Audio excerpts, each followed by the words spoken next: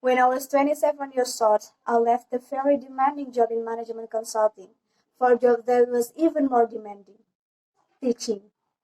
I went to teach 7th grade math in the New York City public school, and like any teacher, I made a quiz and test, I gave out homework assignment.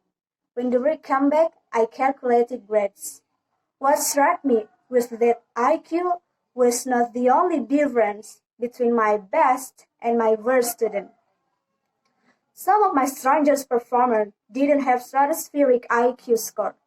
Some of my smarter kids weren't doing so well.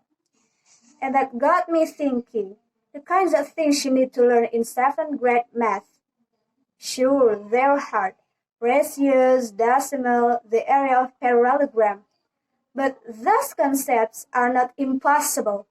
I was firmly convinced that every one of my students could learn the material if they work hard long enough. After several more years of teaching, I come to the conclusion that what we need in education is much better understanding of student and learning from a motivational perspective, from psychological perspective.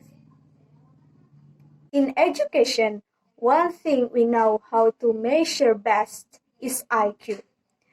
But what if doing well in school and in life depends on much more than your ability to learn quickly and easy?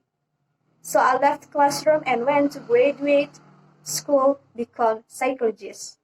I started studying kids and adults in all kinds of super challenging settings.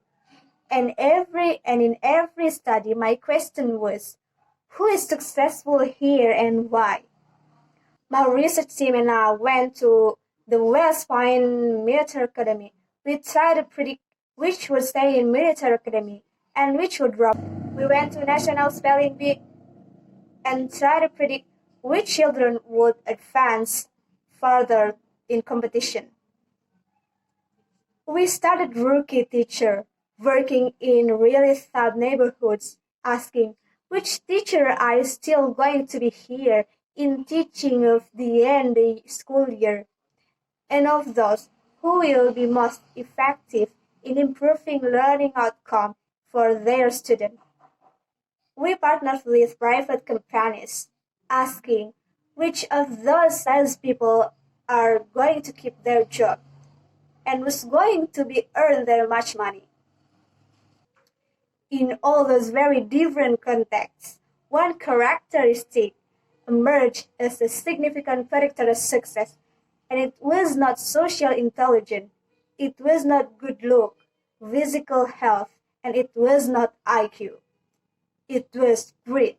Grit is passion and perseverance for every long-term goals. Grit is having stamina. Grit is sticking with your future, day in, day out, not just for the week, not just for the month, but for years, and working really hard to make the future a reality. Grit is living life like it's marathon, not sprint. A few years ago, I started studying in Chicago public school. To ask thousands of high junior school to take questionnaire and then wait around more than a year to see how a graduate turned out, that greater kids were significantly more likely to graduate, even when matched them on every characteristic I could measure, things like family income, standardized achievement score, even how safe kids felt when they were at school. So it's not just at the West Point or the National Spelling Bee that grit matters. It's also in school, especially for kids at risk for dropping out. To me, the most shocking thing about grit is how to know, how little science know, but about building it.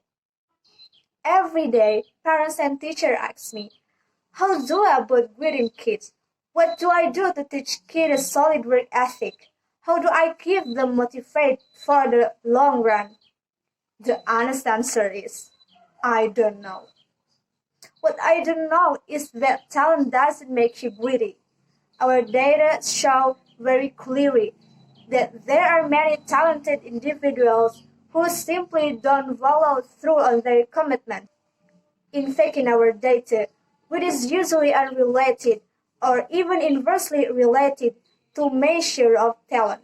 So far, the best idea I've heard about building grit in kids is something called growth mindset. That is an idea developed at Stanford University by Carol Dweck. That is an idea developed at Stanford University by Carol Dweck, and it is the belief that the ability to learn is not fixed, that it can change with your effort.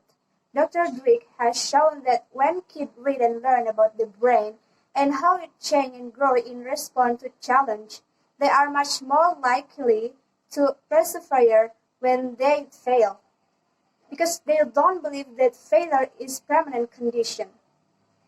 So growth mindset is a great idea for building with, but we need more. And I'm going to end my remarks, because that's where we are.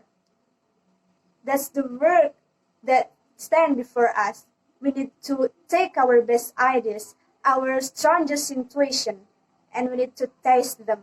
We need to measure whether we've been successful, and we have to be willing to fail, to be wrong, to start over again with lesson learned.